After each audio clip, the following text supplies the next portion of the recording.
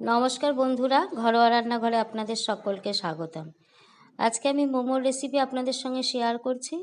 এর জন্য আমি নিয়ে নিয়েছি ধনেপাতা, ক্যাপসিকাম, গাজর, পেঁয়াজ, বাঁধাকপি, কিছু রসুনের টুকরো, আদা 1 ইঞ্চি আর কাঁচা লঙ্কা। এগুলোকে খুব যতটা সম্ভব মিহি করে কুচিয়ে নিয়েছি। এবার এগুলোকে আমি একটা একটা করে একটা বাউলের মধ্যে সবগুলোকে ঢেলে নিচ্ছি। ঢেলে নেওয়ার পরে সামান্য একটু লবণ দিয়ে বেশ খুব ভালো করে কিন্তু মাখিয়ে 10 মিনিটের জন্য রেখে দেব। তাহলে এর থেকে জল বেরিয়ে আসবে কিন্তু সমস্ত সবজিগুলো থেকে। 10 মিনিট ঢাকা দিয়ে রেখে দিচ্ছি। এবার এই 10 মিনিটের জন্য আমি আর একটা কাজ করে নিচ্ছি। একটু ময়দা নিয়ে নিয়েছি, ময়দার মধ্যে সামান্য একটু লবণ দিয়ে দিয়েছি।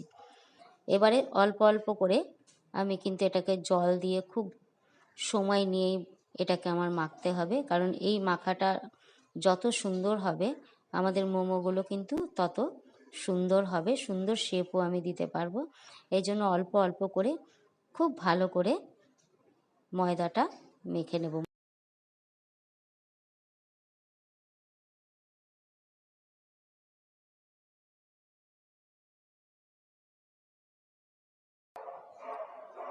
বেশ চেপে চেপে টাইম নিয়ে আমি ময়দাটা মেখেছি। ময়দাটা আমি 10 মিনিট ধরে টাইম নিয়ে মেখেছি। এইবারে আমি এটাকে একটু চাপা দিয়ে রেখে দেবো 10 মিনিটের জন্য।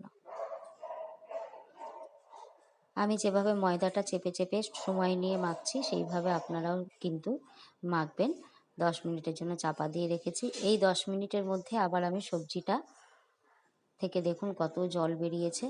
চেপে চেপে সমস্ত জলগুলোকে আমি বার করে রেখে দিচ্ছি। যতটা সম্ভব জলগুলো সবই বার করে দিতে হবে।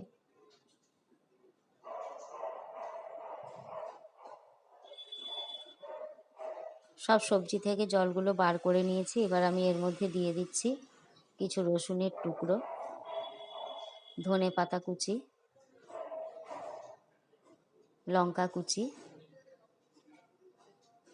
আদার কুচি, আর দিয়ে দিচ্ছি এর মধ্যে একটু চাট মশলা দিয়ে দেবো 1 চামচ। সব কিছু দিয়ে কিন্তু আমি খুব ভালো করে মাখিয়ে নিচ্ছি। এর মধ্যে আমি একটু গরম মশলা দিয়েছিলাম কিন্তু দেখানো হয়নি ক্যামেরায়। আপনারা একটু অবশ্যই গরম মশলা দেবেন, খেতে আরও সুস্বাদু হবে। ময়দাটাও আমার 10 মিনিটের মধ্যে সেট হয়ে গেছে। এবার এটাকে আর একটু ভালো করে মাখছি।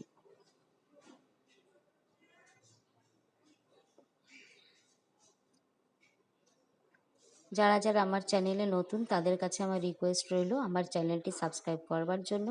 রেসিপিটি ভালো লাগলে বন্ধু বান্ধবের সঙ্গে শেয়ার করবেন। কমেন্টসে জানাবেন অবশ্যই রেসিপিটি আমার কেমন লাগলো। এবার ছোট্ট ছোট্ট লেচি কেটে যতটা সম্ভব আমি কিন্তু এটাকে পাতলা করে বেলবো। বিশেষ করে ধারগুলো যেন খুবই পাতলা হয় সেটা দেখে রাখতে হবে, তাই এই ধারগুলো আমি আরেকটু বেলে নিচ্ছি সবার শেষে। একদম হাত দেখা যাবে এরকম পাতলা করে বেলতে হবে। ময়দাটা খুব ভালো করে মেখে নিলে কিন্তু যত খুশি পাতলা আপনারা বেলতে পারবেন। এবারে হাতের উপরে তুলে আমি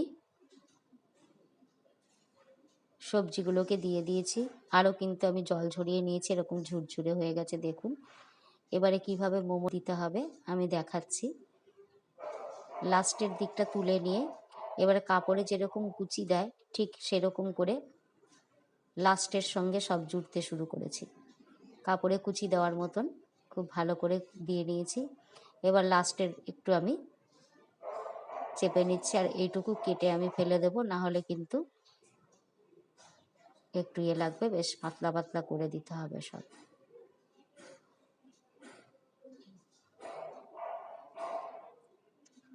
মাথাটাকে লাস্টে পাতলা করে দেবেন, তাহলে খাওয়ার সময় ওটা কাঁচা থেকে যাবে না। আর একটা আমি লম্বা শেপের বানিয়ে নিচ্ছি দেখুন। লাস্টের এক পাশটা ধরে তারপরে এই পিঠে একবার ওই পিঠে একবার কুচি দিচ্ছি আমি। এই ভাঁজটা হবে সেটা খেয়াল রাখতে হবে। আমরা তো আর প্রতিদিন বানাই না, খুব একটা প্র্যাকটিস নেই, তবুও মোটামুটি শেপটা এরকম ধরনের যাতে হয় সেটা খেয়াল রেখে করবেন।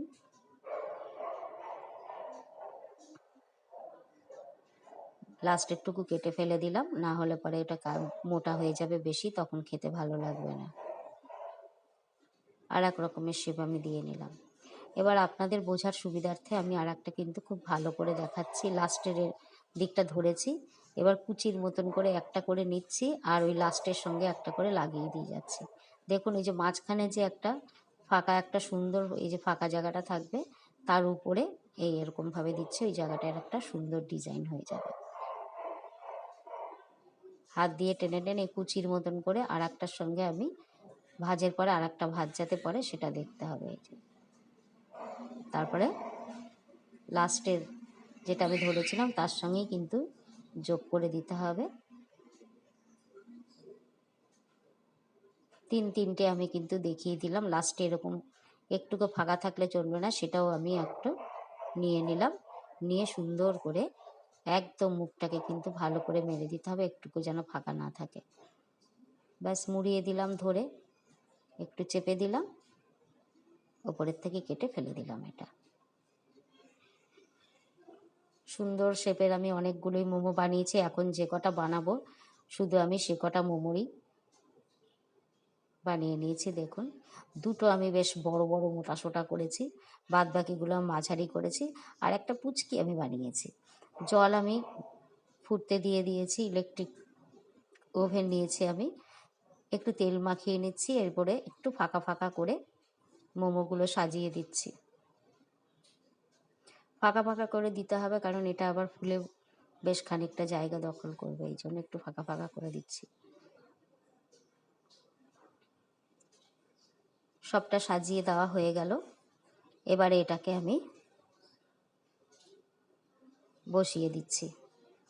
জল এদিকে ফুটে গেছে, এর উপরে বসিয়ে দিলাম। 10 মিনিটের জন্য এটা আমি সেদ্ধ হতে দেব। সেই 10 মিনিটের মধ্যে আমি কড়াইতে সামান্য একটু তেল নিয়ে নিয়েছি, আর তার ভিতরে আমি ছোট ছোট মোমোগুলোকে দিয়ে গোল্ডেন কালার করে ভেজে নেব। বেশ খানিকক্ষণ ভাজার পরে বেশ গোল্ডেন কালার হয়ে গেছে। এবারে আমি এগুলোকে তুলে নিচ্ছি। দেখুন কি সুন্দর কালার। আর এদিকে এইটাও কিন্তু আমার হয়ে গেছে, ভাপা মোমোটাও হয়ে গেছে। এবার আমি প্লেটিং করে নিচ্ছি। দেখুন অসাধারণ চাটনি। এই চাটনির রেসিপিটা আমি আপনাদের সঙ্গে শেয়ার করব।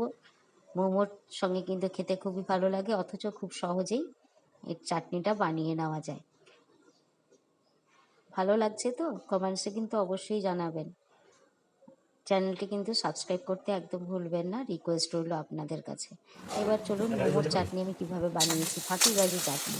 এটা আমি টমেটো সস নিয়েছি, টমেটো সসের মধ্যে একটু জল দিয়ে দিয়েছি, তারপরে একটু রসুন কোয়া, একটু সামান্য আদার কুচি, একটু সয়া সস, সামান্য একটু কাশ্মীরি লঙ্কার গুঁড়ো দিয়েছি, একটু চিনি দিয়েছি, দিয়ে দিলাম ধনেপাতা কুচি আর একটু লঙ্কা কুচি।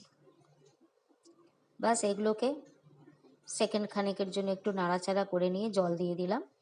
সুন্দর গন্ধগুলো যাতে যোগ ওর সঙ্গে অ্যাড হয়, এই জন্য 2 সেকেন্ড একটু নাড়াচাড়া করে নেওয়ার পরে এর মধ্যে একটু জল দিয়ে দেবো। ভালো করে ফুটে উঠলে মোমোর চাটনি কিন্তু আমার রেডি হয়ে যাবে। সত্যি আপনারা কিন্তু একবার বানিয়ে করে খেয়ে দেখবেন। অত ঝামেলা ঝঞ্ঝাট, কে টমেটো সিদ্ধ করে, লঙ্কা সিদ্ধ করে, আবার পেস্ট করে, তার থেকে এটা কিন্তু খুবই ভালো। ভালো লাগলে কিন্তু অবশ্যই লাইক করবেন।